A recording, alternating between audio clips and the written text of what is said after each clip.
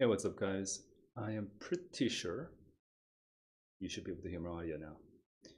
Okay, I'm just gonna do some quick technical tests, make sure my audio is coming through. Looks like it is. My audio and my shortcuts are, let me make sure. My shortcuts are working pretty quickly. There we go. All right, so basically ready to start. If I look this up, all right, cool. So if I do anything here, I'll be able to all right, and the video screen share is working. I can zoom out the camera and we're good. We're good to go. Looks like there is no audio problem, so I'm gonna move on. Last couple of streams have been my first streams in a while, and so I've been making so many technical mistakes. It was very frustrating, and so I'm getting used to it again. Alex, what's up? Good to see you. Let's go into Reddit and see what people are saying about the main SAT. I'm okay. I mean, like things are. It's hard for me to say that my life is at the best. It's not. I'm not having the best life of my, like my best life at this moment. But I'm trying to pick myself up and get through my usuals. To get back into my usual rhythm, which is extremely hard at the moment, given that I'm not being forced to do anything, so it's really really hard right now to sort of like pick myself up and just start focusing on just getting my shit together, man. But I'll be fine. Sohn, hope your curve is going to be mild. Well, I hope so too. But what that literally means is you're hoping that you're going to have harder questions. So just know that you don't get that for free. There's a bug that's flying around. That has never happened before. How did you get into my house? Dude. I wonder if the camera catches it. Oh wait, it went away. Alright, whatever.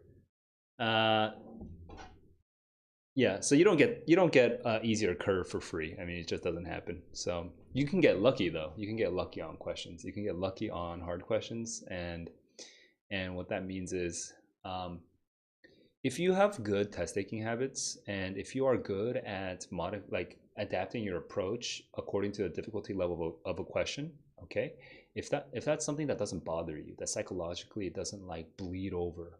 If you have, like, for example, question 14 or whatever is like super hard, and then question 15, are you the kind of kid where the fact that you struggled on question 14 will actually harm your probability of getting question 14 right? Or did I say 15? Whatever, the next question right.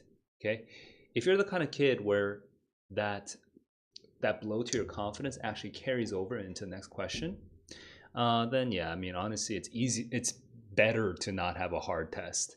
But if you're the kind of kid where your test taking habits and your inner game, your psychological game is actually really sturdy and anti-fragile, to use that word. That's a book.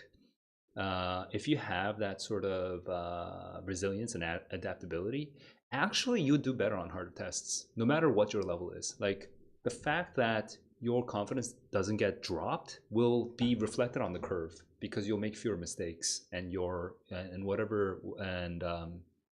make fewer mistakes on the questions that you should have gotten right. Is what I'm trying to say. So personally, I actually think the SAT should get harder. I think it would be better for it to be harder. And then I don't think the SAT should just bow to kids sort of like stressing out about how hard it is. Just make it hard.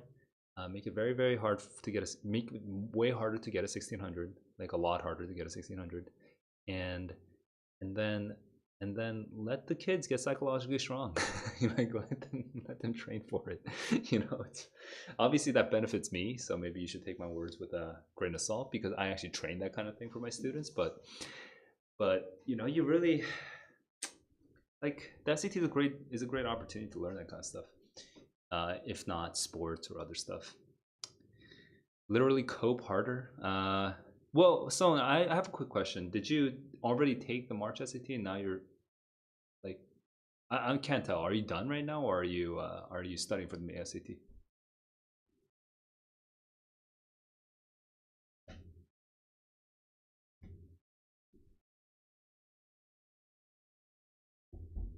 I shouldn't do this. I should look at Reddit. Let's go to Reddit.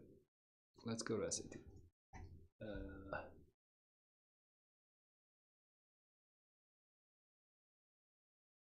Digital SAT, and May will be your first time. Okay. So what have you 1450. Okay. 1450. Is that like 780, 770 math and like 670 or whatever? Hang on. Am I doing that correctly? Yeah, like 670, 680 reading writing. Like what is your math score? What is your target math score?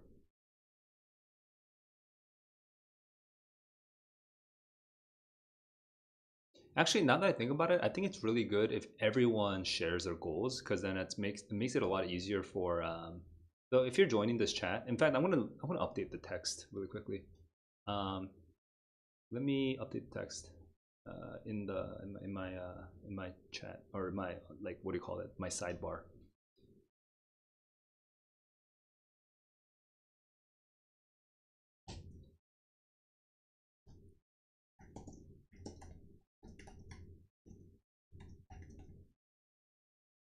Uh, I don't have the space for it, please.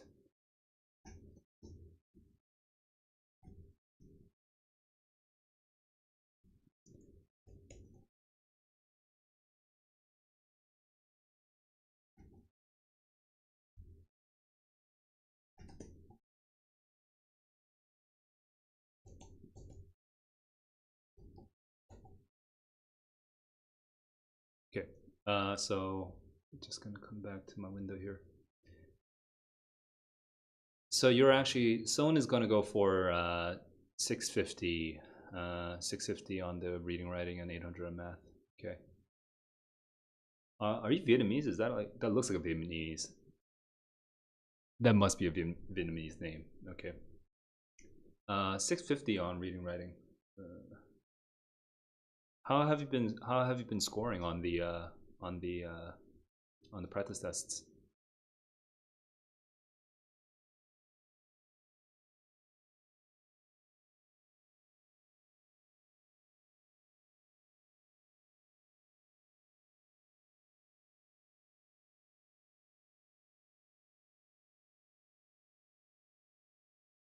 Oh, is this a problem?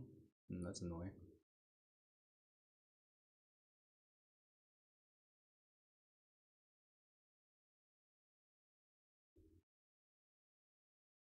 I've actually never watched Reddit in the weeks leading up to um, the test. It's interesting what kinds of posts are coming up. It's basically just people posting their scores and their progress.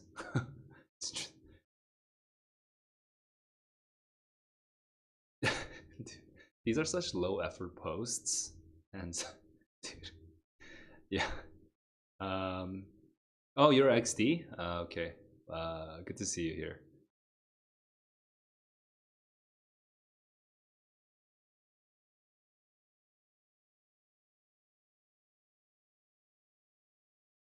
This kid is unusual because oh,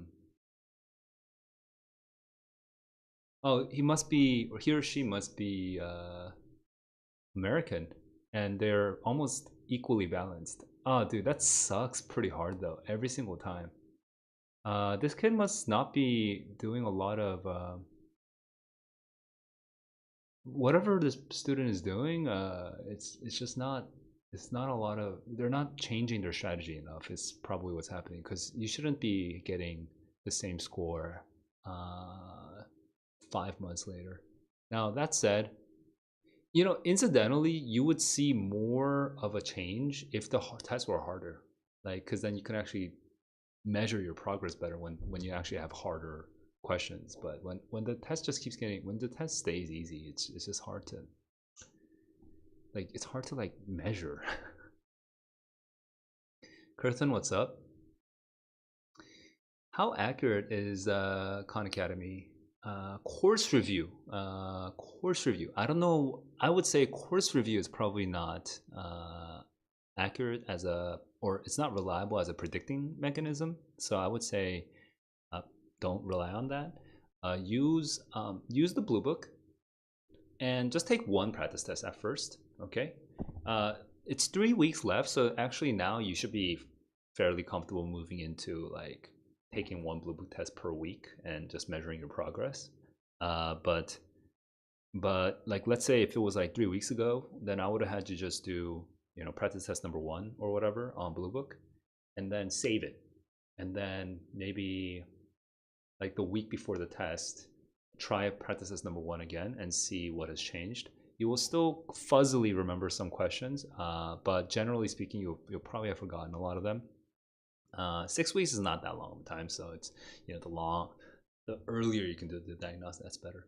But you should be trying to predict your score more from the Blue Book practice tests, not the course review. That said, I've not actually done the Khan Academy course review, at least not the updated one that came out like recently. So I can't really speak to it. Maybe it somehow is really good at predicting, but I would strongly suspect not. By the way, Kirtan, if you can, Kirtan and anyone else who's here, if you guys can share your score, your target scores, I think that'll help me. First of all, if you share your target scores, it's a good excuse to introduce yourself to me, and also, I'll be able to sort of like group your concerns and sort of predict where your struggles will be. Try one more time, dude. This is a.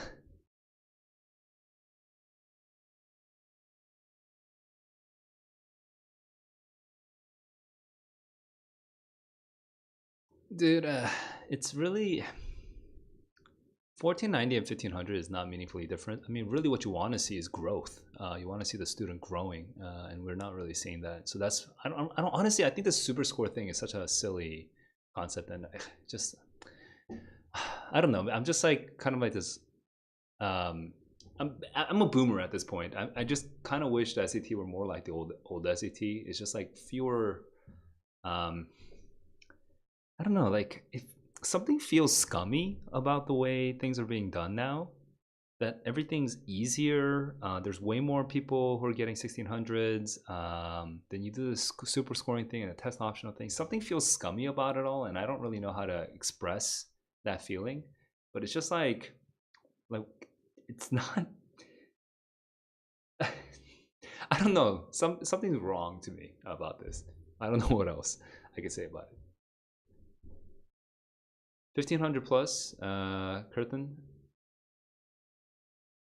With, I'm assuming, is that math 800 and reading writing 700? Math 800, reading writing 700, is that what that is? You've taken 3 Blue Book, and the third one was 1570. Yeah, so that's a good sign. It means that it's within reach. I would say with the 1570, just a comment about that. The major difference, one of the big differences between the paper SAT and the digital SAT, not in terms of format or like the sort of dry pen and paper, like the actual technical aspects of it, but like the psychological aspect of it, is because it's so much easier in the sense of the density of difficult questions is very, very low, right? Just fewer hard questions. This becomes a pretty intense psychological game, because if you get nervous and you kind of like and you freak out and you start doing things that you don't normally do and you change your test taking strategy midway through the test, what'll happen is you'll probably make mistakes, and your curve, sorry, not your curve, your score will swing pretty widely on that curve.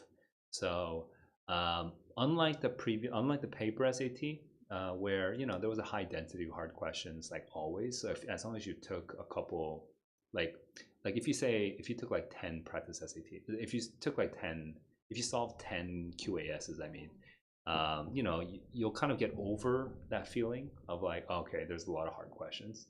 On the digital SAT, like every single hard question feels extremely precious.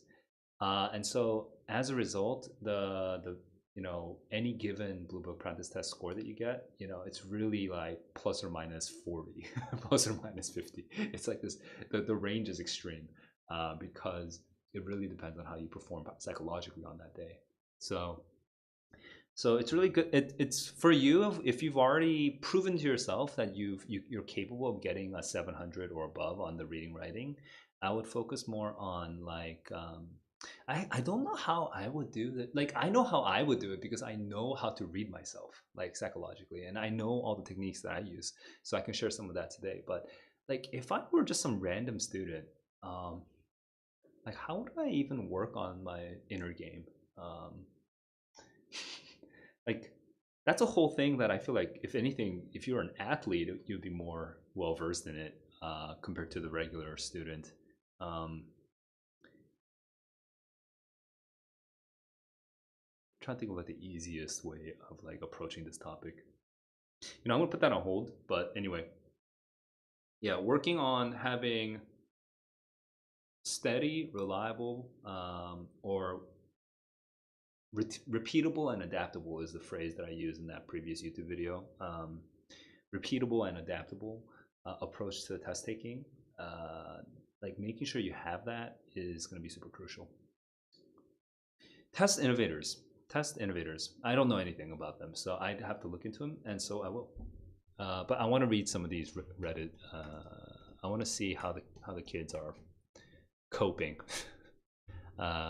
leading up to this test. So I'll look this up after going through some of these Reddit threads. If anyone else is joining, please feel free. Actually, please just share your target scores so that people can kind of find someone else who's in the same shoes as them.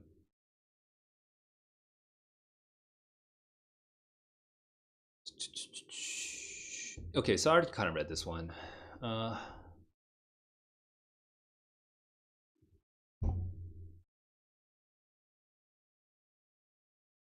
Yeah, people always say that, but this is so broad. It's such a broad idea, and it's very I don't know. I don't like that advice. Okay, I'm gonna move on.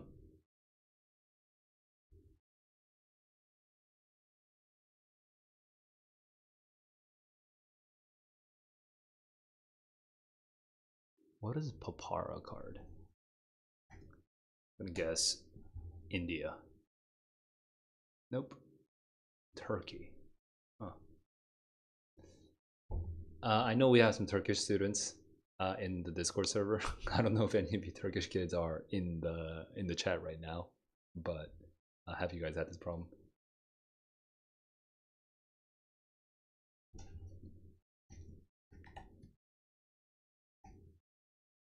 Let me try making payment.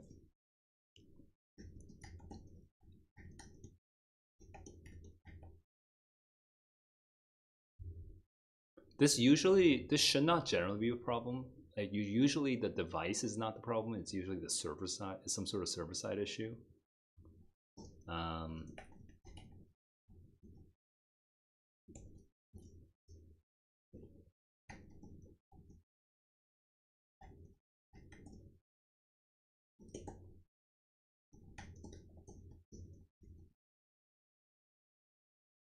Yeah, so server side issue, or it could even just be like with the authentication with the credit card, or what's the actual technical term for the credit cards? But like they have to go through a process, something like authentication and verifying that the purchase is a real purchase. So it could be a lot of different things, honestly.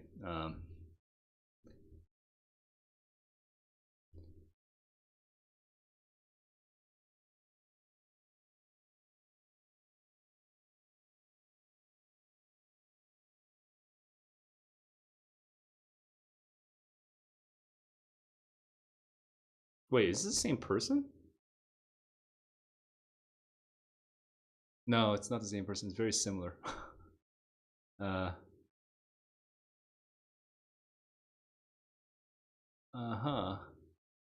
Seller. 700 to 730 to 690. That must be a little depressing, honestly. Ugh.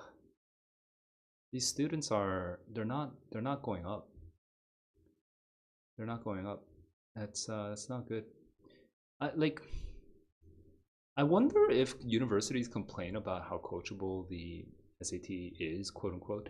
Like, I don't feel like that's a real concern for the universities. I don't know, man. Like, I feel like right now the fact that you don't have a lot of practice materials for the digital SAT, that just makes it so that like the one positive that you could try to spin out of this is from a college board standpoint is that it means that the students can't be coached on the SATs. It's just their pure natural intellectual ability. But even that's kind of BS to me, because the scores are so variable. I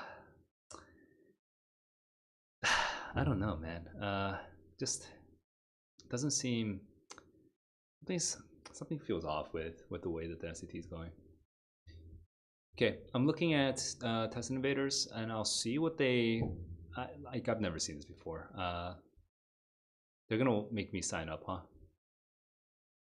They're gonna make me sign up with like emails and oh hey, one sample adaptive test. I could do this right now. I would rather actually have a dedicated stream for it, but also my brain is not actually that turned on. Should I just go in? If they don't require me to log in, oh god, it's so annoying. Of course they're gonna require me to log in. What do I even know about Test Invaders? Do people even say anything about Test Invaders on like Reddit? Let's see. This is 20 days ago.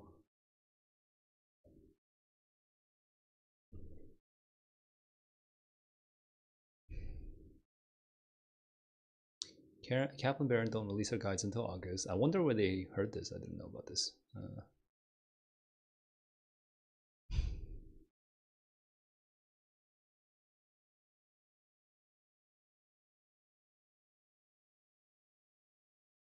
Preply.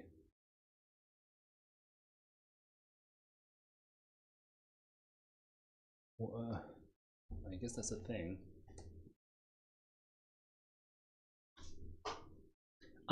I'm highly suspicious of these online services. I feel like look, this typo here. Now the typo doesn't really mean anything by itself, but I just suspect that because they make questions for everything, right? They do. They make questions for everything. I suspect that there's a lot of recycling and the questions are not necessarily 100% like true to the experience of the SAT. I don't know. I'm speculating. I don't want to log in right now, and that's the reason why I'm. That's what the reason why. Whoa, what? It's not related to SAT at all. Huh?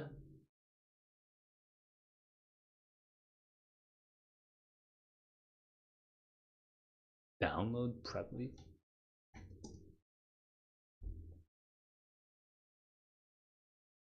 Oh, I see.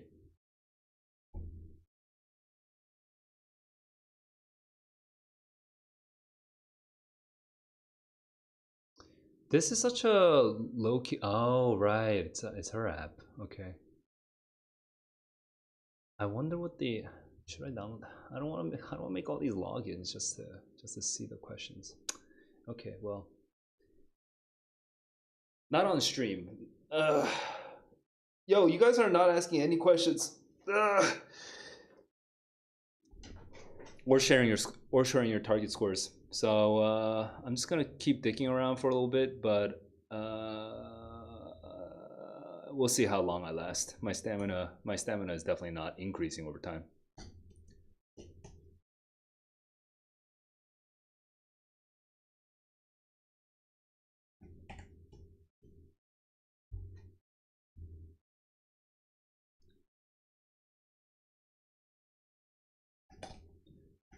Shout is like a word that I've not used as an opener. Telka, what's up? 800 for reading, writing, I assume. Yeah. What's your current progress? I'll try shout. Ah, that's late.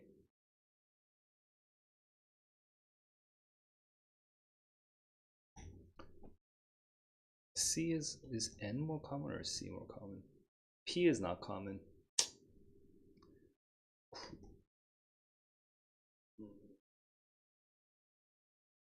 Here I get the C and the N, which are both common. And I get to check 2 more vowels. And I get the R, which I'm definitely going to try right now.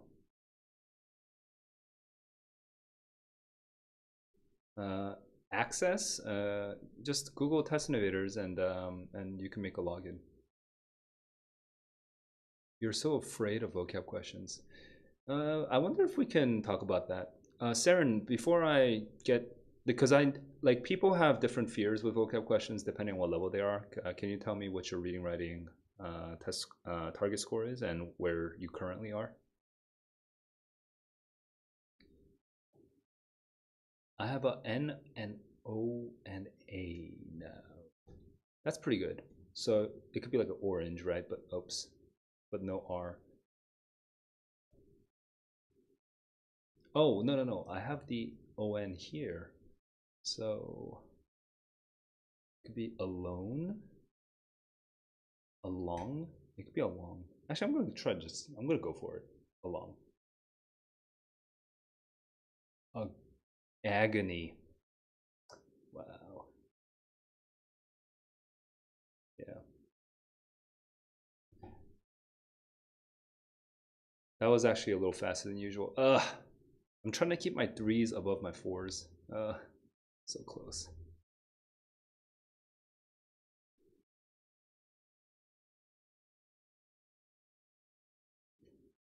Okay, so Saren is trying to do 700 on the reading writing, currently at 640, and scared of vocabulary. TS47 is aiming at 700, so 1500 total. And I don't know where you currently are, but okay, there we go. Overwhelmed by, okay, I'm overwhelmed by, all right, and Telco just aiming for a perfect, and I don't know where you are currently. So I'll work with Saren because at least I know where you currently are. You're at 640, aiming at 700 for reading writing. Good news is that's more or less doable. Depends on how many practice tests you've taken already. If you've already taken, like, for example, if you've already solved like 30 QASs from the paper SATs, then that means that you've already learned a lot. So that means your score is not going to increase as dramatically. Does that make sense? If you've already trained a shit ton, then you're not going to see huge increases from there on. Now you really just have to work on the fundamentals and slowly build it up, which means that you're not going to be able to make dramatic improvements in the next 3 weeks. Conversely, if you've taken literally 0 practice tests ever, right, and you've been doing well at school, and you just got that 640 on like literally your very first practice test ever, then that means that you actually might see some pretty dramatic increases because you haven't actually trained yet. So the initial first, like the first couple of weeks of training will actually help you quite a lot. So I don't know where you are. If you wanna share like where you currently are with that particular like how much you've already been training, how much you've already been prepping for this, that would actually help me contextualize your situation. But we can look at a couple. Vocab questions like right now, and I'll just do like a little mini lesson on vocab.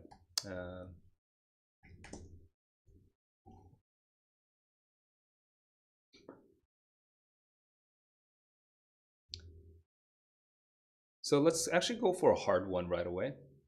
So let's go find one that a lot of kids got wrong. Maybe this is too much. So this is 8 out of 8 kids got this one wrong. Let's try 8 out of 10 kids got this one wrong. Okay. So the first thing that happens with vocab questions, and this is something that I talk about all the time, not just for vocab, but just generally, like I talk about this all the time on my paper SAT streams. Digital SAT streams, I just don't have that many, but yeah, even on my digital SAT streams, I talk about this all the time. Basically, you should predict the answer. If you don't predict the answer, you're gonna run into a lot of problems here. So the temptation is to just go straight into choices and start plugging it in. Okay, like just like not even really know what all this is talking about. Just like start plugging it in and then read it. That's a temptation. Um, I bet that if you just stop doing it, your score is going to increase. That's my bet. If you just stop plugging in immediately and you give yourself a couple seconds, for some of the harder questions, it will take longer. But if you at least give yourself 3 seconds for every single question to just like be like, what is a easier, dumb, casual word or phrase or idea that I can stick into this blank to at least anchor me, to give me some, to give myself some safety. Okay, it's like climbing up the face of a cliff with or without the supports. Like, do you at least have a line to hold you if you ever do slip, right? So you want that line, and that line is going to come from your ability to just focus on what the blank is about. So let's just try it right now. When social scientists compare two groups of voters, okay, so in my head, I basically have a two-column. In my head, I already have a two-column table. Okay, I'm thinking of two different groups of voters. Those who live near schools and were assigned to vote at one, as in, okay, so that means they were living at schools. They were living close to a school and they were assigned to vote at the school. Versus people who live near schools but were assigned to vote at a different venue, so like a firehouse, so they're not voting at a school. So both of these groups of people, they live near schools. They found that a significantly higher percentage, and before I even finish the sentence, I can already predict. If you're gonna live near a school and you're gonna vote at a school, then whatever you vote for, there's gonna be a higher percentage that it's gonna be schooly. Okay, it's gonna be schooly. Now, I haven't even finished this paragraph yet, but my brain is already predicting the rest of this paragraph. Okay, now let's continue. Of the former, so we got to confirm who the former is, but the former are the people who are supposed to vote at the school. Okay, vote in favor increasing school funding. And that makes perfect sense, because if you're voting at a school, then you might remember, oh, my childhood was here, or my children are here, or my children will go here, right? And so you would want to like you'd remember that school is an important thing because you're physically there. That is, the fact that they were in a school when they voted influenced or increased. I was starting with influence, but I went with increased because it specifically says school-friendly behavior, as in friendly. So it increased the school-friendly behavior. Where did I get the increase from? Because they got a significantly higher percentage. All right. Now, this actually, 8 out of 10 students got this one wrong when I showed it to them in a class. Right, produce is also produce is, I would give it a B tier prediction, but a B tier prediction is usually more than enough. Honestly, a C tier prediction is enough to get you out of your emergencies. Okay, if you're C tier, if your prediction is just sort of very fuzzy, it doesn't matter. It's oftentimes still enough to help you choose between that last 50-50. Okay, just because it came before you polluted your mind with all of these sort of biases that come with the actual answer choices. Now I'm going to look at the answer choices. And I imagine if you okay, so let's actually just continue with my stream of thought before I move on to someone else's stream of thought. Okay, because I said increased school-friendly behavior. Increased school-friendly behavior. Okay, I'm looking for something that connects. I'm matching. So here I'm seeing propel, trigger, instigator, underscored. Okay, this question, the reason it's hard is actually it's because of word usage. So this is actually not the best example for the point I'm trying to make.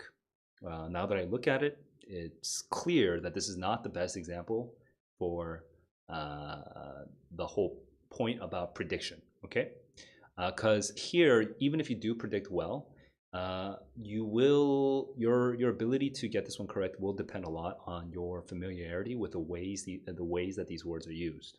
So I will wait for maybe about 10 more seconds to see if people want to make a guess. Okay, I'll wait.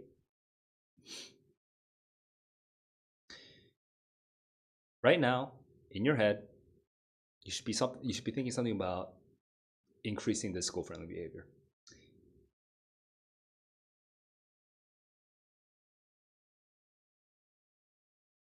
Okay, 10 seconds are up. Now, I see 1A, 1B, and those are the most common answers. Okay, those are the most common answers. So let's just quickly go through what I would do at this point. They increased school-friendly behavior, the fact that they are in a school. Now, the thing is, I no longer actually need to reread this passage because I am extremely confident in my prediction. So basically, I can, like, mentally, now this is not something I would actually do, but I'm like mentally erasing this whole thing, and I'm really just looking at the word increase. Okay, because my confidence in that prediction is extremely high. So at this point, I'm just thinking, well, which word has the most direct connection to increased? So I get propelled, which kind of feels increasey. I get trigger, which kind of feels increasey. I get instigated, which can feel increasey for negative ideas. So then I'm going to lean away from C, okay? Because this is not instigating a bad thing. It's instigating school-friendly behavior, okay? So I'm going away from it. This one depends on your definition of instigate. Do you know how instigate gets used? If I say instigate and I ask you what nouns typically come after instigate, you guys should be thinking things like, oh, you can instigate a fight. You can instigate a controversy. You can instigate violence. Okay, so those are things that you can instigate. If you kind of knew the definition of instigate, but you couldn't come up with those words, then that means your word usage, your definitions are fine, your vocabulary, quote unquote, is fine, but your word usage is not fine. It's very weak. If your word usage is weak, then you need to go to Merriam-Webster, and you need to start connecting these words to other words that they get used with. So here, right now, if your definitions are strong but your usage is weak, you need to stop looking here, and you need to start looking down here, and specifically, well, this is actually this really useful part, but specifically down here with the example sentences. So the gangs are instigating violence. The government is instigating an investigation. Venus and Gemini, I don't know exactly what it's talking about, but anyway, this Venus and Gemini, which is some work, because it's in capital letters, is instigating drama. And some cold front is instigating her banishment. Now, I trust these sources less, and Merriam-Webster can sometimes pull sources from the web that are kind of like more casual. So if you can generally try to lean towards sources that you've heard of that sound kind of prestigious. Now, Harper's is good, CNN is okay, Boston Globe is good, Vulture can be okay. Vulture tends to be okay, but if you know your sources, that also really helps. But here we're instigating a fight. Instigating change is unusual, but I guess you can hang on. Instigate change. That's actually pretty unusual. That's pretty unusual. But you want to be able to see, you want to be able to connect these words with other words. That's the most important thing, okay, with word usage. Merriam-Webster, one last thing. Merriam-Webster has this part in the dictionary entry where it called choose the right synonym. And it's a very, very quick way to learn 5 to 10 words in one go. Instead of learning one, okay, you can learn 5 more. And it's oftentimes very, very useful to be able to distinguish between these words. Super useful. When I was your age, Merriam-Webster, I was using a paper dictionary when I was your age. So they didn't have like these very long entries. They were very, very compressed because it was on paper, these tiny texts, and it was like literally right under the word, the definition, and they'd have like a couple explanatory notes, and that was done. This is like so much better than what I had when I was your age. So I would use this all the time, and in fact, I still use it whenever. I mean, I know a lot of words now, so it's not as common, but I still use it when I need like a quick framing of what the word is about. Okay, so this is super useful. Okay, let's finish this question off. So underscore means emphasize, so that's far away from increasing now. So then we're stuck between A and B.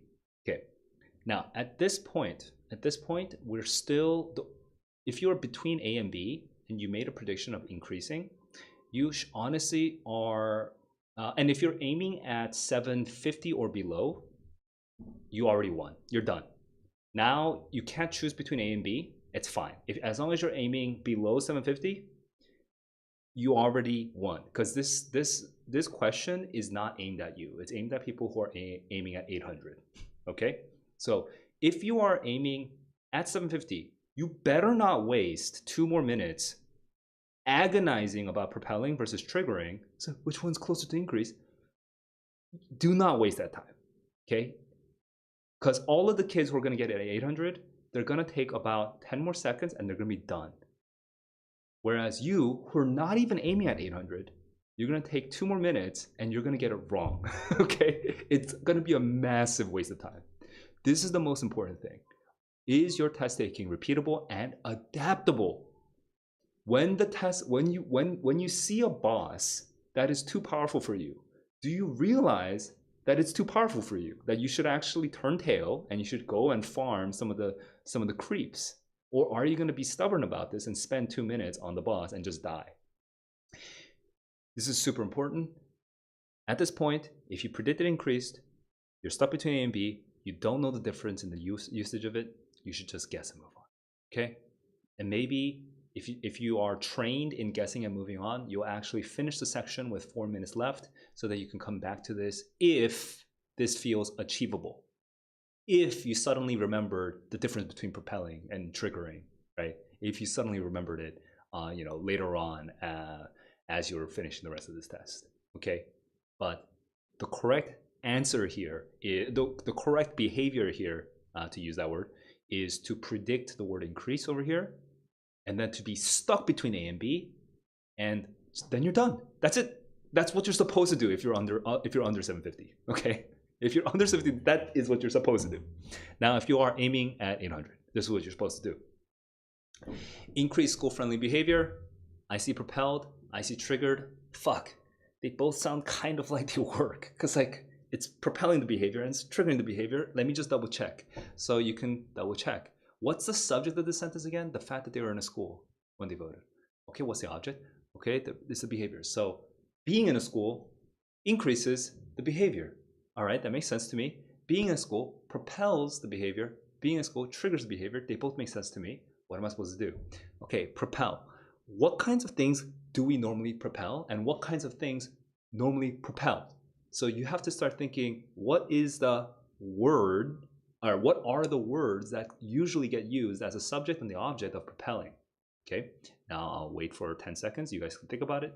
What kind of words get used with propelling?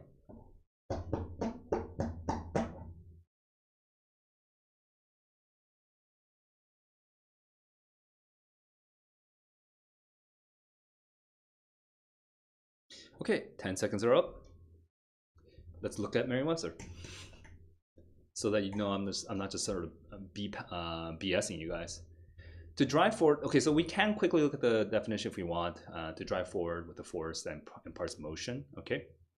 The train is propelled by steam, okay? We are propelling a person through a door here. What do we have over here? We're propelling UT and A&M into public research universities, okay? Again, we're at Dallas News, so I'm not going to weight this as much. Fortune is going to should be okay. Help propel the electric vehicle to its notoriety. All right, that's fine. We're propelling growth of the market, okay? Propelling a surge of labor. Propelling the rise of a pet economy. Okay, so It sounds actually, if I could, I don't know about you guys. When I see these examples, it sounds very very forceful and sounds very physical. A lot of times, not every one of these examples is physical, but it feels very forceful and physical. Okay. Uh, let's look at triggered. What do we do with triggered? Now, here we have multiple examples, so oftentimes this actually can get pretty overwhelming. So we go straight into examples. Example sentences. We only have one here. That's unusual. Okay, so here we have, oh, that's because I used triggered. So I'll switch over to trigger afterwards. The trigger, we can trigger an avalanche. We can trigger a fire alarm, we can trigger a bomb, we can trigger a public outcry, we can trigger the headaches, we can trigger the rain, we can trigger execution, we can trigger new attacks, we can trigger, this is the physical trigger, revenue triggers, inspiration trigger. Wow, this is actually, the examples here are way too many. There are too many gun examples here. So it's actually not super useful. That's because I was looking at the nouns. Sorry. I didn't pay attention to this fact that I'm looking at the nouns. I'm looking at the verbs now. We're triggering sanctions. We're triggering a drawing. The video can trigger a drawing of the moment. Okay, that's a little unusual sounding, but fine. We're triggering panic attacks. That sounds pretty normal. Triggering clauses. We're triggering thoughts. It's extremely common, right? That makes sense. Triggering a backlash, super common. You should know. You should have heard that pretty often in your life. Triggering rocket fire from two different sources, but the same guy, because I don't know, just because they're using some sort of scraper. Okay, so what feels triggering feels more like it's just causing something to happen. Has your answer changed? If you're 800, you should really just be thinking, in what context do I use these words? And you should go for the one that feels closest to this context. Okay, and here's the answer. Triggered. Propelled is too physical. It's too physical. It emphasizes this forward movement too much. It's too strong, in other words. And we tend to use it for like you're thrusting somebody into the spotlight. You're propelling them into the spotlight. It's not. You don't tend to use it for things like describing what happens on a graph. Okay, so that's kind of that's the big usage difference between these two words. Okay, so that was unusual because a lot of kids get this one wrong, but it's not because of the prediction so much. It's more of the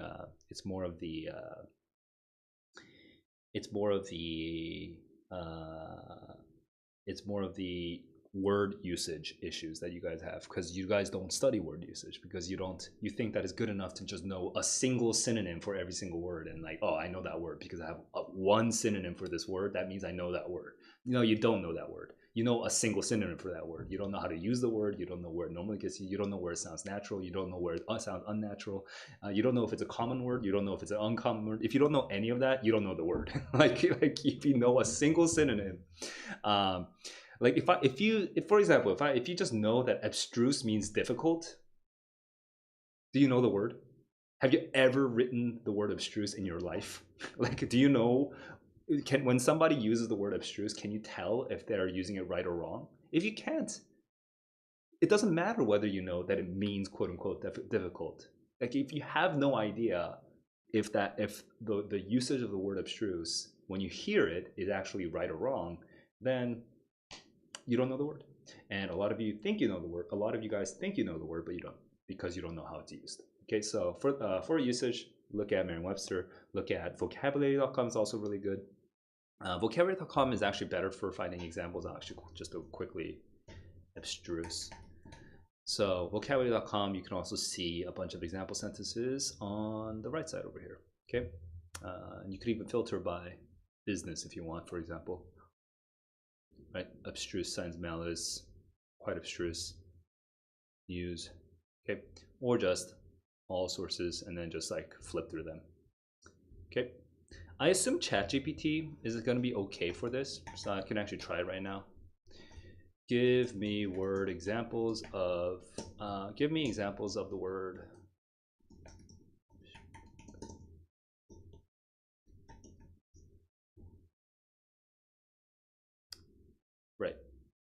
The philosopher's writing, professor lecture. This is actually a little.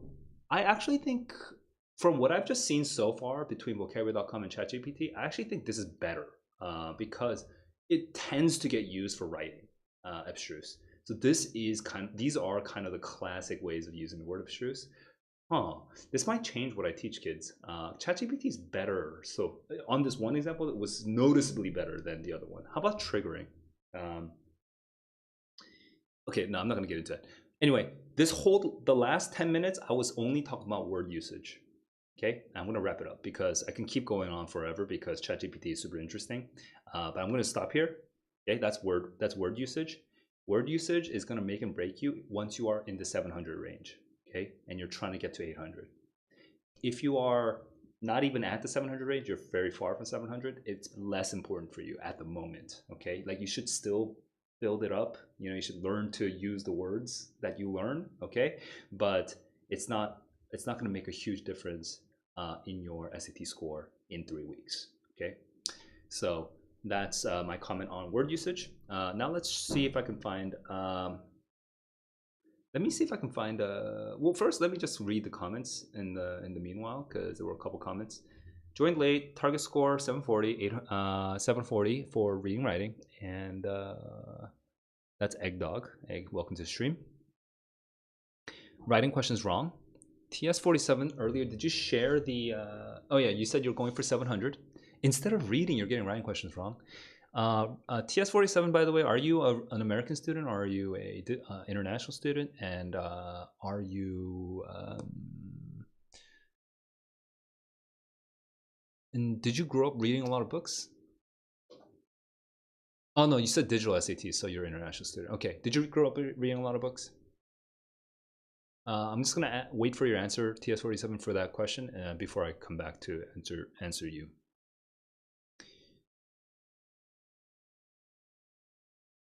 Okay, so you grew up reading a lot and you are international. So actually for you, more likely than not, there's like 2 or 3 grammar rules that you just never learned. That you just never learned it because you were already smart compared to average students. So you never really took the grammar units in your classes very seriously because you sort of just naturally knew it all. But there's probably like 2 or 3 rules that you just never learned explicitly. So it's actually like, I don't personally think Erica Meltzer's writing book is like a perfect resource, but it's fine. Honestly, any grammar book is gonna be fine for you, but go through a grammar book. Okay, just go through a grammar book.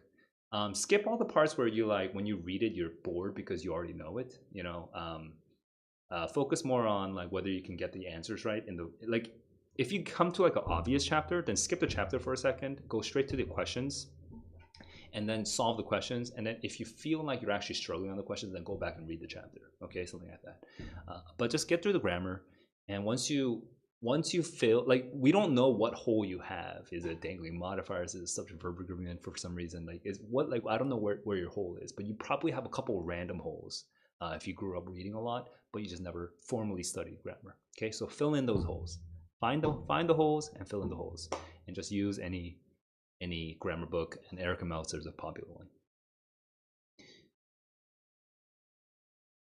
Earlier we had Saren, I think. Was it Saren who said he was going for 600, 640? He or she. Currently at 640, but trying to get to 700, and they're scared of vocabulary questions. I want to give one more. I want to try a different vocab question just to explain the prediction approach because I think that's more crucial than the word usage. Okay, if you're at 640 and you're aiming at 700, the word usage is going to feel far and distant and difficult for you. Okay, it's going to feel very difficult. So I would not emphasize that just yet. I would emphasize more on the prediction part of it. So let's find another hard question, but something that's less reliant on word usage. 5 out of 9. 4. Here, let's try this. Okay. Let me try to remember. No, I'm gonna not do this when I remember this question. Let's try this. A lot of these are reliant on word usage.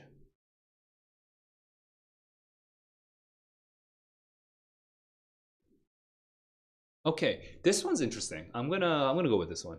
Okay, I don't know if this is the best example because I don't remember the answer choices right now, but I'm gonna go through this one. Here, I think if I remember correctly, I think here your prediction is gonna help you a lot. Okay, before the 1960s, buildings of more than 30 stories were blank to build. Okay, it's the blank comes out at the very beginning, so this is helpful because now all I need to do is keep every sentence that I read, all I'm doing is refreshing my prediction for this blank. Okay, I'm just refreshing constantly. So let's keep going. The thick interior columns and walls necessary to fortify these buildings against the winds and the earthquakes. Okay, they had to have thick columns and walls. They had to have thick columns and walls. If you have thick columns and walls, I'm going to refresh now. I'm going to start trying to predict this one just from the first half of that sentence. If you have to have thick columns and walls to build these buildings back in the day, then they were blank to build. Expensive maybe, right? Because you have to have them be thick. Okay, and that's my current low confidence prediction for now. Low confidence prediction. Here we go. Let's finish off this sentence. Reduce the amount of rentable floor space. Oh, okay. So now that sounds like because when you build them, you have to have thick walls, you actually have less space. So they were expensive to build and maybe not efficient to build or something, right? Because the wall to floor ratio is like high. Okay? Let's keep going. Moreover, taller buildings required, okay, so taller buildings, just gonna do a quick thread. What does taller buildings even thread back with? It threads back with buildings of more than 30 stories. Buildings of more than 30 stories. So like the pre-skyscrapers. Okay, so they required additional concrete and steel. So that sounds a lot like, I'm gonna thread this back, that sounds a lot like the thick columns and walls. That means expensive. They required additional concrete and steel to resist the side-to-side forces, which deterred development. So deterred development through sheer material cost. So that's again expensive. So every time I refresh, I'm thinking like expensive or inefficient or whatever. A lot of times though, if you're not making this prediction just throughout the entire reading, but you have to know the word deter. Build is a synonym for development is a synonym for build. So you might just literally just be thinking about deterring as a synonym for the blank, right? But that's pretty simplistic. You're not looking at the overall context here. So what's the prediction I should have at this point? After I read it all, there's no one correct answer. You can have many different valid predictions. What's the prediction I should have at this point? I mean, honestly, expensive is fine. I think it's fine. It's like B tier, but it's good enough. Costly, expensive to build, hard to build because you would reduce the amount of floor space and you would also be deterred, I guess, because of how expensive everything is. Okay, but like something like to do with the fact that it's really not feasible, right, to build something with low fourth floor space and very, very expensive costs, something like that. So that's the rough direction I'm going with, right? Like it's just hard and expensive. You know what? That's my prediction. Hard and expensive. What does that leave me with? Complicated. A lot of kids choose this. But would you choose it if you made that prediction, hard and expensive? Is that an answer choice you would actually use if you said hard and expensive? No, you wouldn't. Impossible. Not a lot of kids choose this. It's pretty extreme. Inefficient. A lot of kids do not choose this. But if you said hard and expensive, if you're listening to me right now, I bet that your eyes went towards inefficient. When I taught this, 5 out of 9 students their eyes did not go towards inefficient. They mainly went towards complicated. Why? Because it sounds complicated, right? It sounds complicated, but they didn't make a prediction. They didn't say hard and expensive. They just, like read it and it's like, oh, it feels complicated to me. And they plugged it backwards. They plugged the complicated into this, and then they let the word complicated color their interpretation of the whole thing, right? They polluted the passage with the word complicated. Look, if you just hold off, okay? Just stop, like, put your pants back on, okay? Make a prediction here, right? Don't get so excited trying to like plug everything back in. Don't be so desperate trying to plug this all back in, okay? Make a prediction, hard and expensive, and see where that lands. Does that land on complicated? Hard and expensive, complicated, they're not the same idea. What's the opposite of complicated? What's the antonym of complicated? If you go into any dictionary, what's the opposite of complicated? Simple. Is simple the opposite of hard and expensive? Like, no.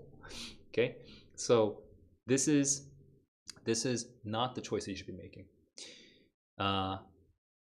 Inefficient, unusual word choice. Most of you would not think of the idea of inefficient on your own, but hard and expensive, inefficient. In this context, we're talking about floor to wall ratio and cost ratio, right? Sounds kind of inefficient. You can work with that. So inefficient is correct. Okay. Even if you feel uncomfortable with the word inefficient as an answer choice because you don't use it, because your usage is weak, you can still get it right by having the right prediction.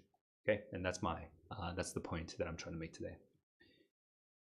Hello, I don't know what LTNS is, but hey, what's up? Long time no see. Oh, that's what LTNS is. Oh my god, I just fell into that trap. That was so stupid. LTNS, long time no see. I've never seen that before in my life. Thank you for enlightening me.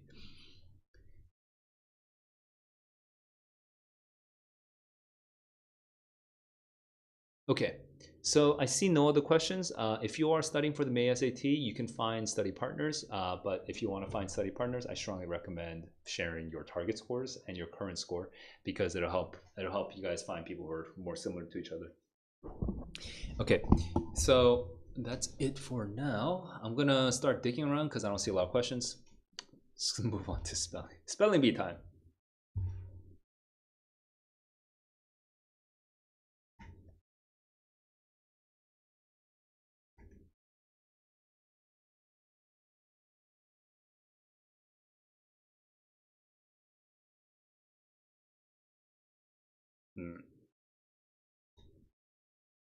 Riley's not a word. Does the paper SAT score transfer to DSAT? YOLO is not a word. I've tried this before on a previous thing. It does. You mean in terms of you're not talking about application. You're just talking about your actual score, right?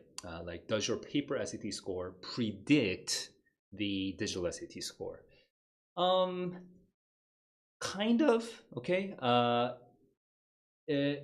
If your paper SAT score was high because you're really good at reading, okay, you read a lot growing up, and long passages and keeping a bunch of different competing ideas in your head doesn't actually scare you, okay?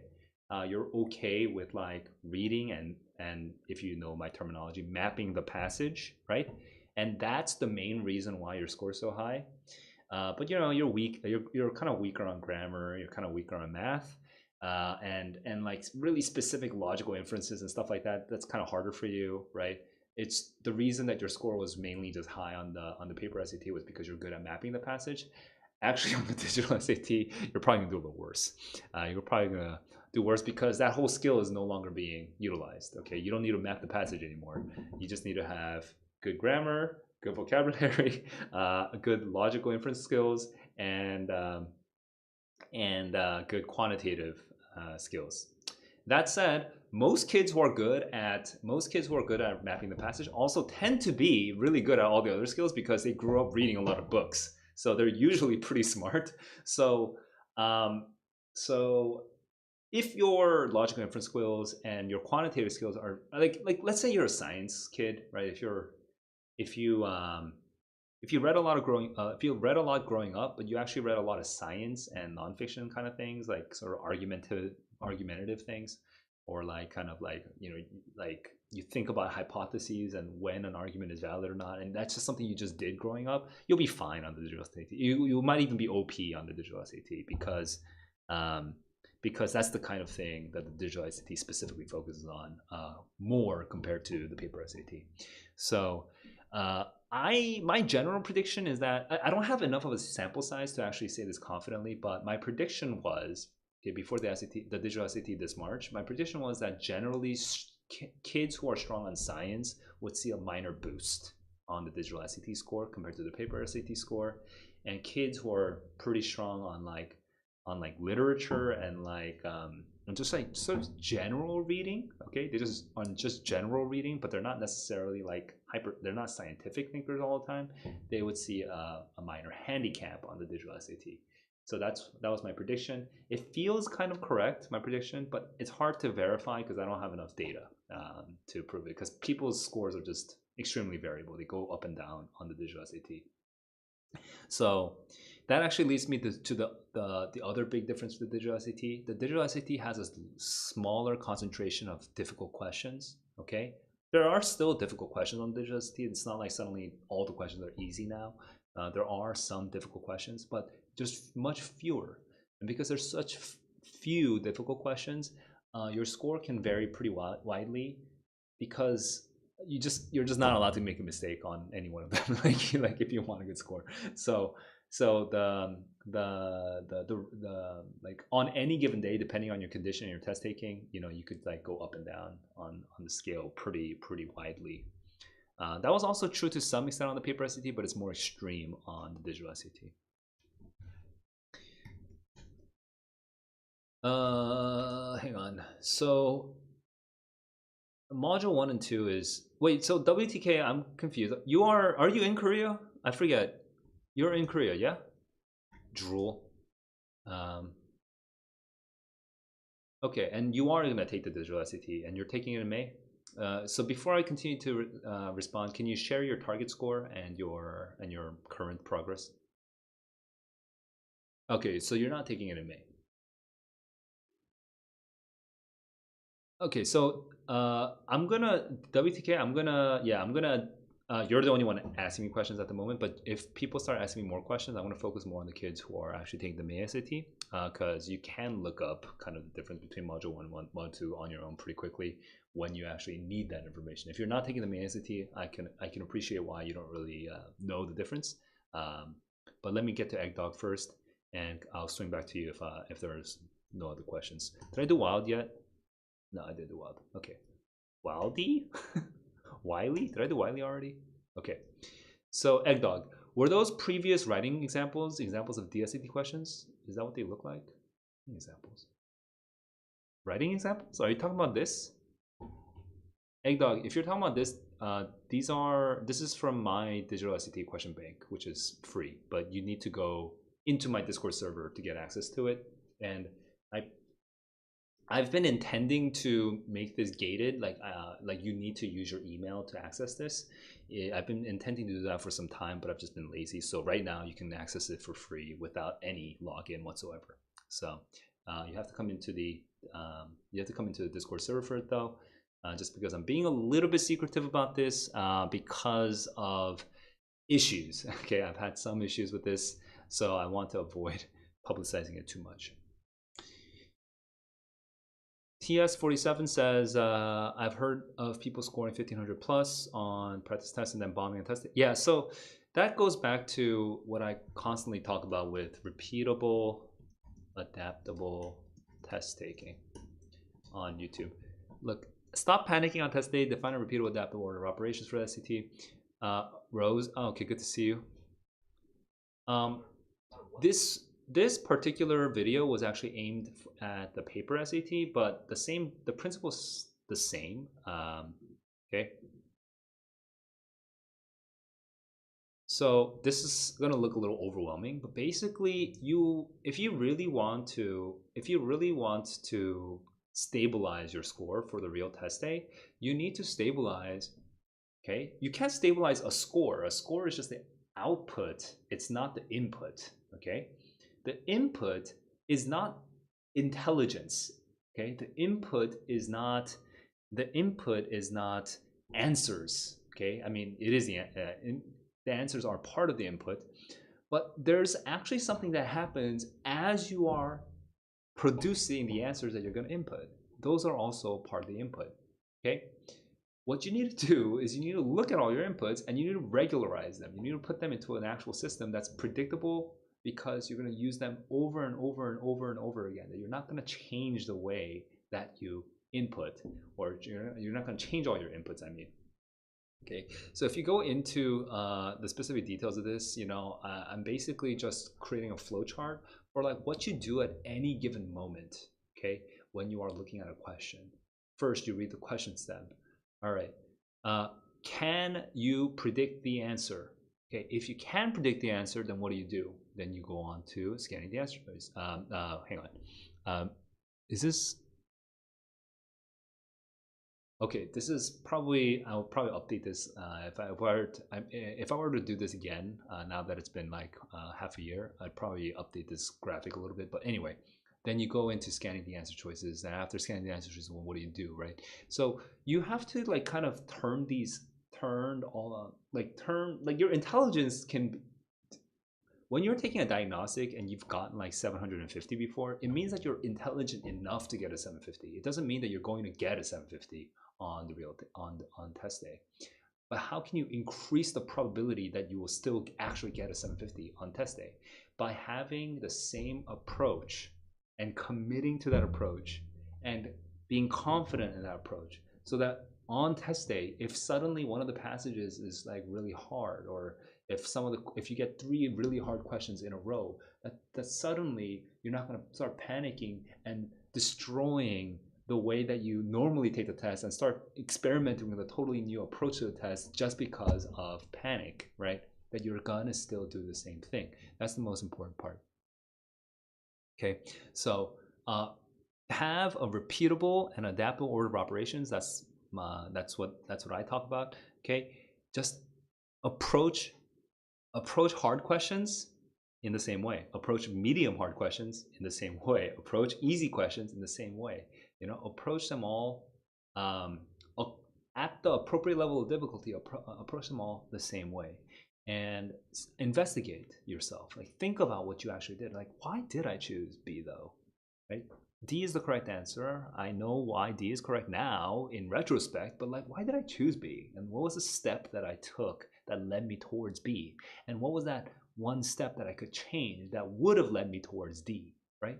You have to really think about that and ask yourself, after you kind of go through that exercise, oh, I should have done this at this point, and then that probably would have led me to D. After you do all that, just ask yourself, how confident am I that I can actually do that? That I can make that change in real time? And you want to stay confident. You want to make changes that you can actually implement. Okay, no, you don't want to say insane, crazy changes that you will never be able to implement. So, oh yeah, I should have just known the definition for this. No, you can't just know the definition on that one day. If you didn't know the definition today, you're not going to suddenly know the definition for a single word on that one on real test day. You can't rely on things like that. So focus on the ones that you can do, right? Oh, I should have made a prediction or whatever, right? Those are the things that you need to attend to, and then you like make them regimented, okay? And you'll be able to get through that. Grow Tropical is in love with me, apparently. Yeah. Hey, are you taking the May AST? Are you taking the May AST? If you are, can you share your target scores? Now, going back to WTK, I'm gonna go back to what's it? Module 1 and 2. Hey, it's simple. You get 27 questions in the first module and 27 questions in the second module. Each module has reading and writing.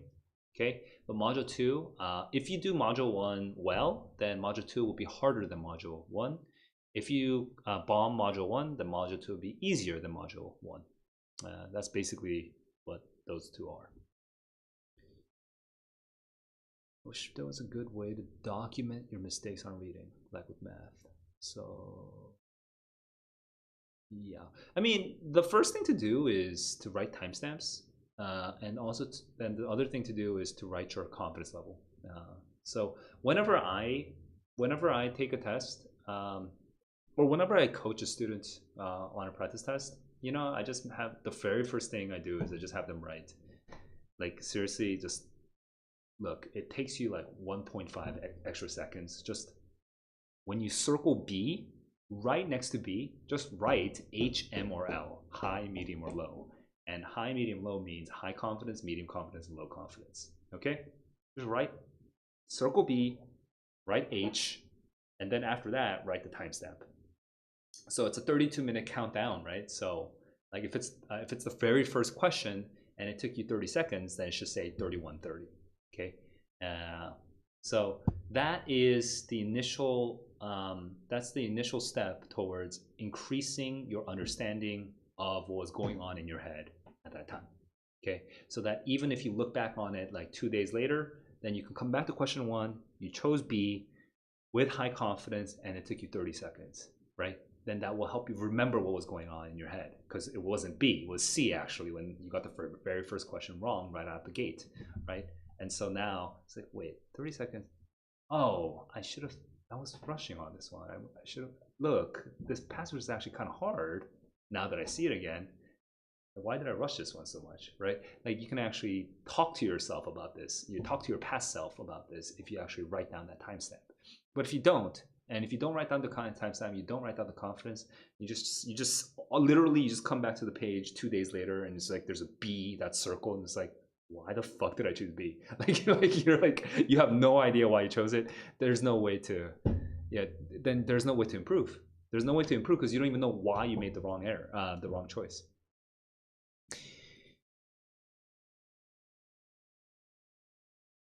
Yowl. Oh, did I? Thank you. Wait, yowl? What is yowl? Not that it's a. Is it for dogs and coyotes? Yeah. All right. That's not a word I've used in such. I feel like that's the kind of word you use in I guess more young adult fiction. Okay, I just haven't used this word in so long that it felt extremely unusual. I guess you also use it with cats, or okay, not coyotes. Cats. It's all cats. It's all cats. Although we have this very interesting, the bleacher bums behind me began to emit guttural effusions, a sort of existentially yowling yodel. This is such an insane sentence. That's so funny. That's such a great sentence. Holy crap. Okay, cats yowl. We have cats yowling. So, by the way, did you guys notice I literally did you guys notice that I literally practice what I preach? I go straight into the examples and I remind myself how the word gets used. Okay, I don't really focus that much on this. This is not that useful. You found the pangram? That was so fast. Ah, that's so annoying. You're so annoying. Wait. Well, worldly gets included now. And world gets included. Okay. Ah, so annoying. Your target. Just gonna constantly. Your target score is me. Okay, well that's not very useful, but good to know. I'll remember whom to avoid at the bar. Okay, where are we now? Will is a good word. Is that what you wrote? Okay, will. Is real a word? Real is a word, but I don't know what it means. Oh, duh. Ah, yeah. It's yeah.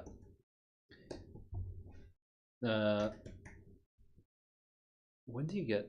Ah, Lord is also good. Ah, dude, you're so annoying. You're so fast.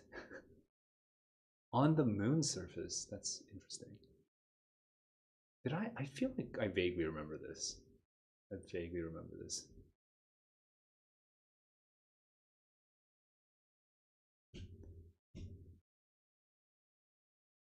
Okay. Oily is good.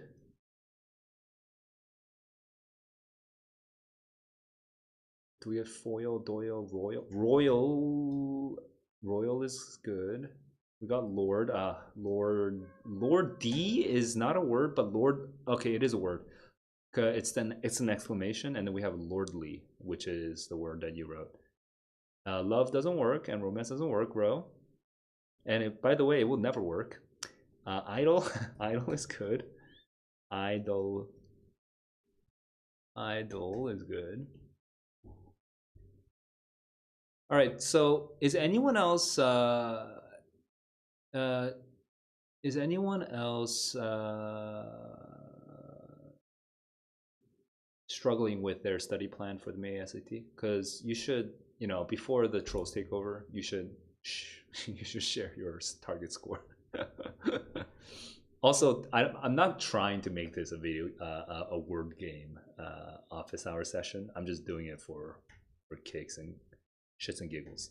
Drill is a good word. I'm seeing roadie is not a word. And also you do need the L. You need the L. I've already put Riley in. Oh no, wait. I tried Riley earlier. That's not really word. Riley. Okay. Because Riley is not a word. But Riley is a word. I would not have thought of that actually, unless you wrote that. Loot. Lou. Dooley sounds like a name.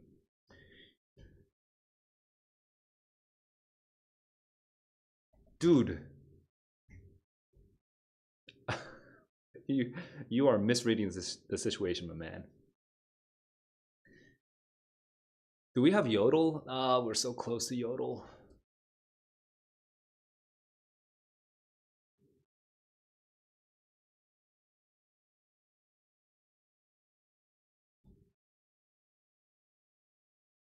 Wool. Wait, we already had wool? Did we not get woolly though? Woolly, sorry. Woolly. Wait, you got what got filtered?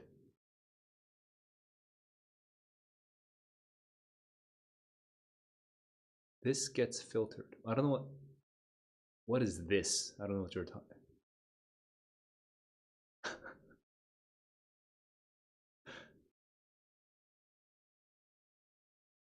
Oh, dildo is actually a great word for this. Yeah, dildo. Dildo. Wait, I would have. Yo, repeating yourself is not gonna gain you points here. Woodley is not a word. Yeah. Wooden, woodily. That's not. Yeah. All right. If you're joining the stream and you have no idea what we're doing, it's because no one's asking me questions. You can still ask me questions, and you can still agonize about your situation with the May SAT. Okay, so let me know what you're struggling with. But before you do, please share your target score because it helps me frame. It helps me get into the right frame for approaching your issue. Oddly, dude. So ly is gonna be extremely fruitful, but I just don't have the. Wait, roly, is that a word? Okay. ly is gonna be extremely fruitful, but I can't think of it. Think of it right now. Doily is a word. I don't know what it is. Yeah, I did real earlier. What's a doily? Oh, that's so specific. WDK, okay, sounds good. Goose Goose Duck. I guess that's a different game. Yeah. Okay, so I'm gonna stay online for a couple more minutes. But if we have no other questions, I'll probably go and I think I'm gonna watch Beef. Yeah, I want to watch Beef. I'm gonna watch Beef.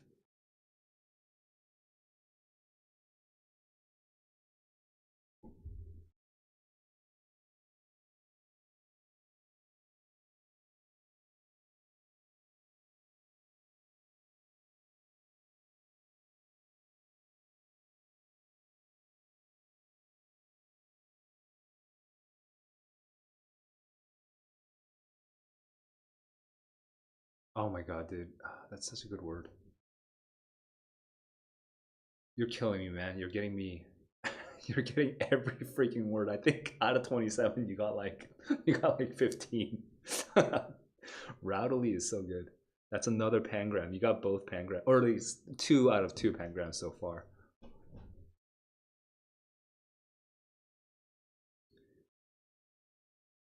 Liar. It's happening so fast that I can barely pay attention to.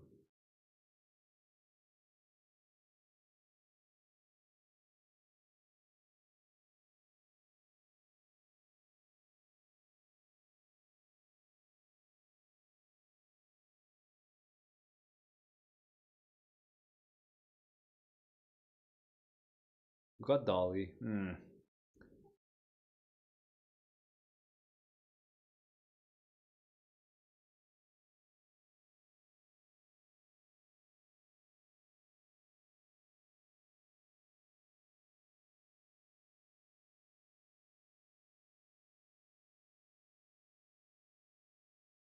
What just happened?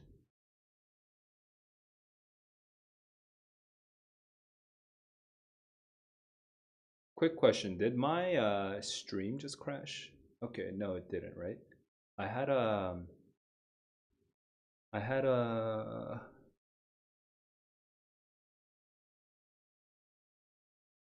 Okay, yeah. Cool. I had a minor technical issue for a second, but I don't know. I don't know why, but just my screen just like flipped out for a second. But it looks like everything's fine. You guys can hear me, I assume. Okay, for reading. Oh, for math. Math was first. Let me just quickly check. How do you stop making silly mistakes? 760.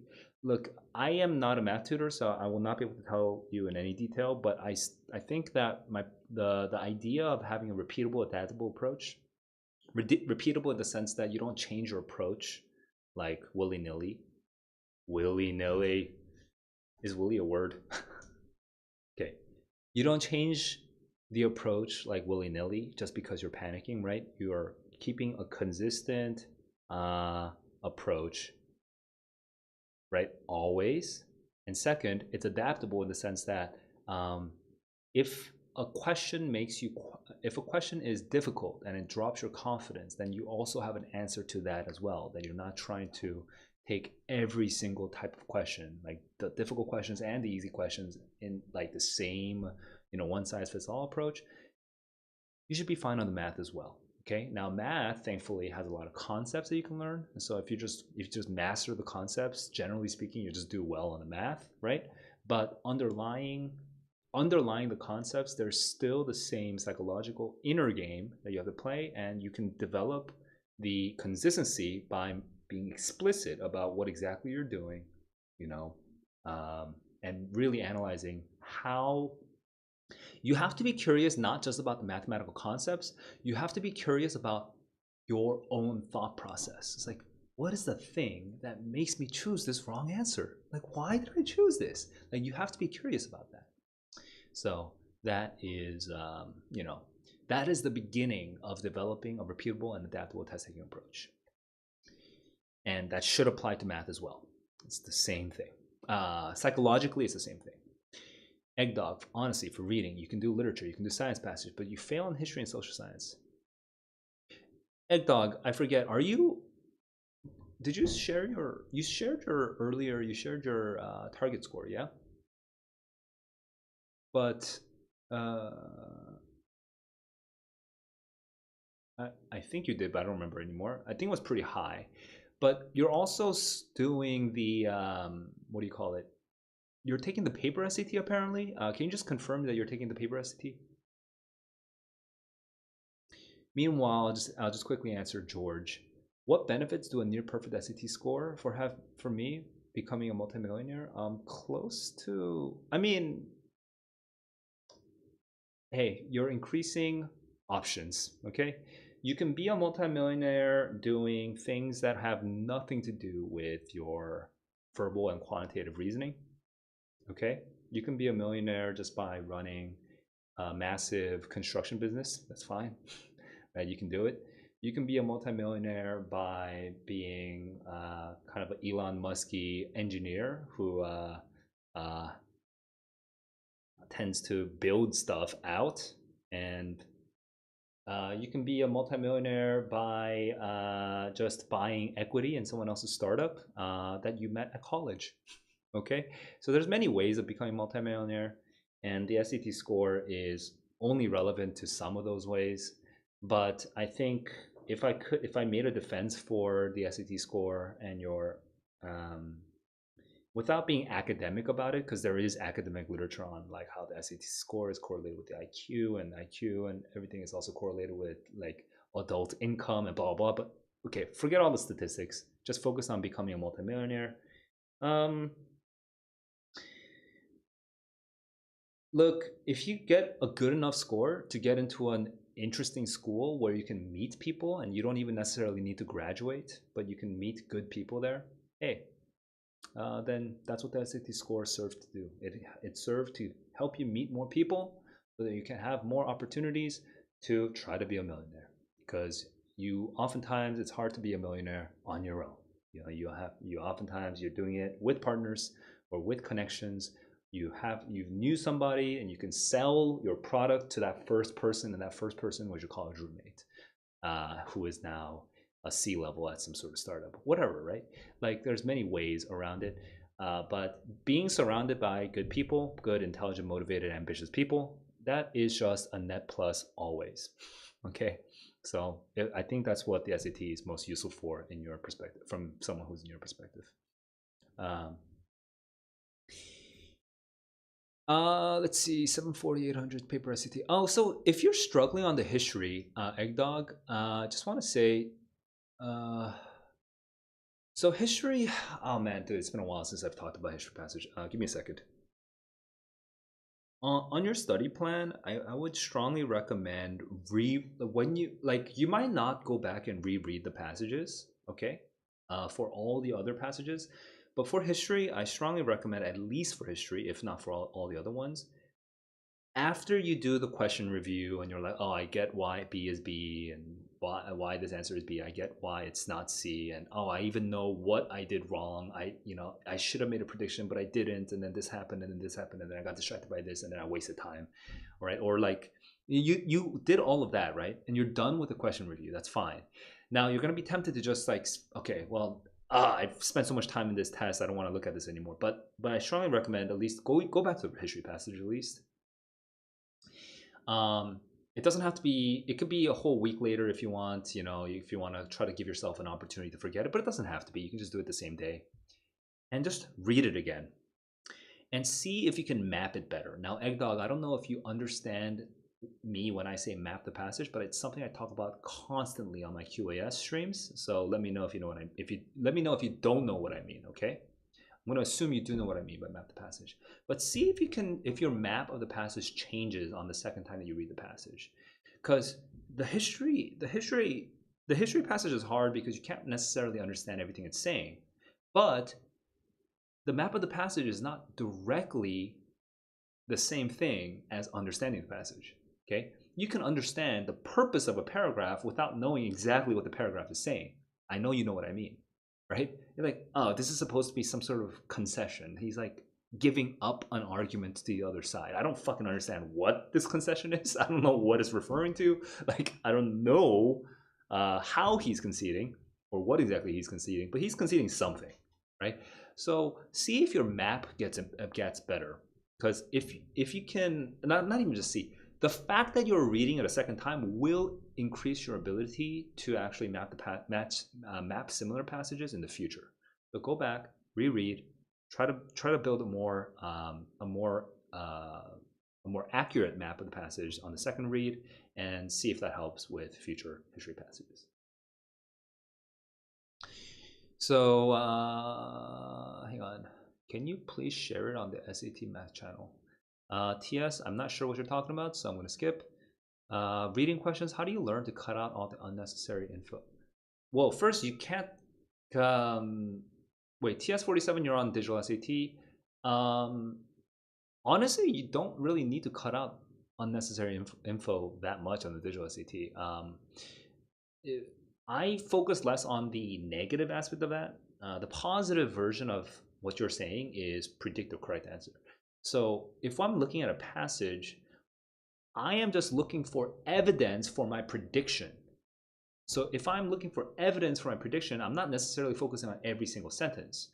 So, or every single word in that passage, right? So in a way, when I'm looking for evidence for my prediction, I am cutting out the unnecessary information, but you are framing it in the cutting out terminology, and I'm framing it with the building evidence terminology. But that's the same action. The problem with the negative framing though of like cutting it out is it makes it sound like it doesn't give you a focus. Like it doesn't tell you why you're cutting something out. But when I say find evidence for your prediction, right, and keep refreshing your prediction, then you're naturally bringing in the evidence that you need for your prediction. Okay, so that's, I guess, my general response to that. I would say don't even try to cut anything out. Just focus on the evidence you need for what you want to, for what you think the answer is. Then try to match it to the answer choices.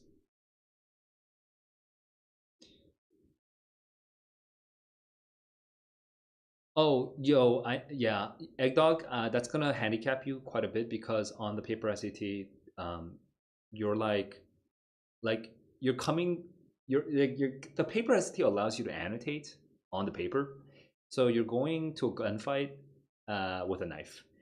You want to have, okay, the annotations can be a double-edged sword. Okay, when kids like learn the correct way to annotate, and then they get all stressed out about the annotating itself, and then they waste their brain cells on just the annotating. Okay, then the annotation becomes a net negative. Okay, so I'm not, but that's not my annotation. There is no correct annotation. There's no such thing as correct annotation. There's only annotation that increases your focus, and there's annotation that decreases your focus. Just whatever you do, as long as it's increasing your focus, it wins. Okay, there is no such thing as a correct annotation. Just focusing annotation. That's all. But yeah, if you're not even doing that at all, then it's pretty unsafe. That said, you can still do it online if you have to. Okay, but just before you go to the first question. Just quickly ask yourself, do I remember what comes out in the passage? Just do a quick recap in your head, okay? What's the passage about, and what ideas come out in which part of the passage? It shouldn't take you more than 15 seconds, really. Now, George is talking about something interestingly philosophical, I think, so let me quickly catch up on everything he's been saying. Smart, IQ, success, yep. I mean, I think I already sort of co-opted that argument by saying that you could be a multimillionaire by owning a construction business. What was your SAT score? No, my SAT score was 800 for reading, 800 for math, and 700 for writing, because I didn't know grammar. And your uncle's cousin graduated Yale with a degree in business. He works at his parents' teriyaki restaurant in Oregon and makes less than my uncle does construction. Well, hey, I said construction earlier, and has no diploma and degree. Yeah. I mean, I don't know. Like, George, everything you're saying is perfectly accurate, but there's no direction in it for me, right? You're making it sound like the direction is that you shouldn't emphasize the SAT, but I don't think that's valid. Like, I think it could mean you shouldn't emphasize the SAT. I think it could mean you should, conversely, emphasize the SAT. I think it really doesn't matter, because life is not only about intelligence. Life is not only about money. Life is not only about society. Life is not only about jobs. Like, that's not. Life is not any of that. If we want to have like a deeper, complex, more layered conversation about this, we need to go and talk to your uncle's cousin, because that uncle's cousin might be happy or unhappy. I think probably unhappy, right? Probably, I'm gonna guess. But that uncle's cousin might be unhappy, but that uncle's cousin might not be unhappy for the same reason that you think he's unhappy, right? Same thing with the construction uncle. The uncle who's in construction may be happy. It might not be for the same reason that you think he's happy. like it's just like there's so many variables in life. It's not just what school you went to, it's not just what career you have, it's not just what country you live in, it's not just what book you last read, and how hot your girlfriend is or how hot your boyfriend is. It's not like there's so many ways of increasing meaning in your life. You know, guys, I just to keep things in perspective, go and volunteer and help some people out. All right, help some people out who are less fortunate than you. um, when I was your age, my family was making $10,000 as a whole for 3 out of 4 years of my high school years. We were fucking poor. We were fucking poor. It was bad, and uh, even then, I went to the homeless shelter. Just, you know what? Because my suffering is not the only suffering. It's not the only suffering. Uh, there's other people who are suffering. Go volunteer, get some fucking perspective on life, okay? And and try to see if you're interested in this, right? If you're interested in how to make a happier life for yourself, just go and try to see how people who are extremely different from you are happy, who are in extremely different situations from you, and see their happiness and see what they live for, what their meaning is in life. Because you guys, I don't know what your situation is, right? I don't know. All of you have different. You guys are all over the world, and you guys are probably all over the United States. You guys live in different places, but you know, more likely than not, like a good 50% of you are kind of surrounded by kids who are similar to you. Uh, they're similar to you in the sense that they're motivated and they're trying to get to a good school and all that other stuff. Just step out of it. Step out of it, not even like every day of your life, just every once in a while, like once a month even. Just step out of it, you know, and remind and try to have old friends and young friends. Try to increase the age range by which you can be influenced, you know, and and and get a bigger perspective on things. Okay, I say this as the SAT tutor because the SATs, in the whole grand scheme of things, is not the most. It's not important. In the grand scheme of things, it's not that important. That said, conditionally, it can be important. Like for me, it's important because, right, I want 1,500 by May, so that I can move on with my summer. I don't have to think about the SAT anymore. I can work. I have this like dope project that I want to work on with my friends, and I just sort of want to put the SAT behind me. With that 1,500, I'll feel confident applying to the colleges I want to get into. All that stuff, that's valid too. Because that's a short-term plan. That's not the meaning of life. It's just a thing that you're gonna do, right? So I know it's hard to kind of, because what I'm saying sounds wildly contradictory, but really I'm just talking about two different time frames. Okay, one is the time frame of life, and one is the time frame of this month. Okay, just keep those separate, and I think you'll be fine. You're not gonna confuse yourself unnecessarily about what really matters in life. Yeah, I mean, yeah, your mom might agree. She might have agreed. She might have married her hot boyfriend, and she's deeply she's deeply upset about that choice. So just kidding, but life is more than hot boyfriends.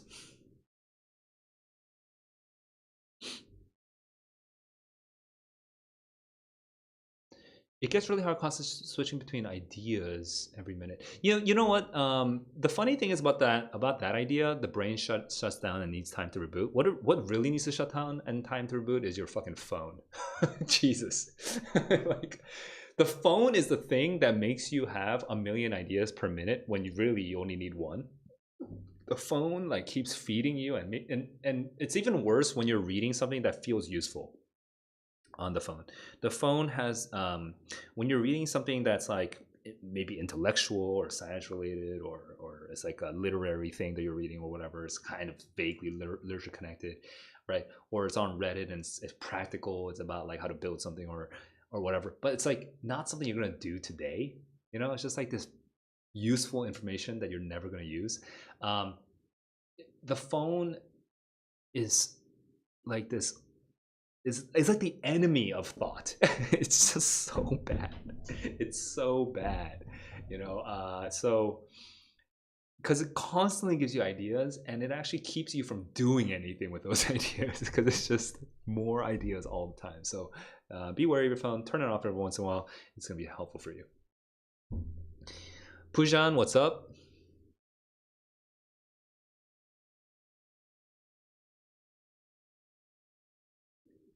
Check if you bubble things correctly to give you a break. I mean, I think that's valid. If it works, it works. Yeah, that makes sense. Okay, so I've been streaming for about 2 hours ish. Right? I started at 8. Yeah, I started like just before 8, so about 2 hours ish. Looks like there's not a lot more questions.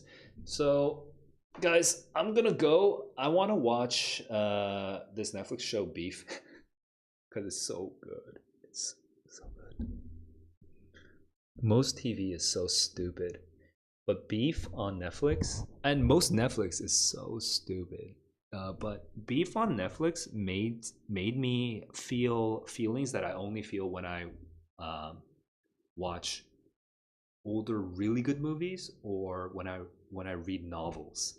Like Beef, like the kind of crying that I do and the kind of laughing that I do when I watch Beef feels more like the kind of crying or laughing I do when I read a novel. And it's not. I just haven't had that happen from TV shows. I felt TV shows that are extremely cool and well made and complex and like devastating and painful. But specifically, the kind of crying I did on Beef. Oh my god, it was. It's such a good show. It's such a good show. So yeah, I'm close to the final episode, so I want to finish that. Egg dog, because you're in the States, right? Yeah. Well, hey, guys, if you guys wanna find study partners, you can join the Discord and ask for study partners.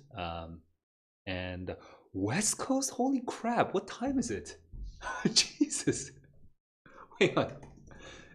When you woke up at like 5?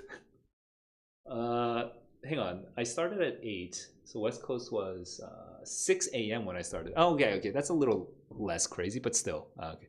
Wow, you joined at like 6:20, I think. Oh, dude, what the?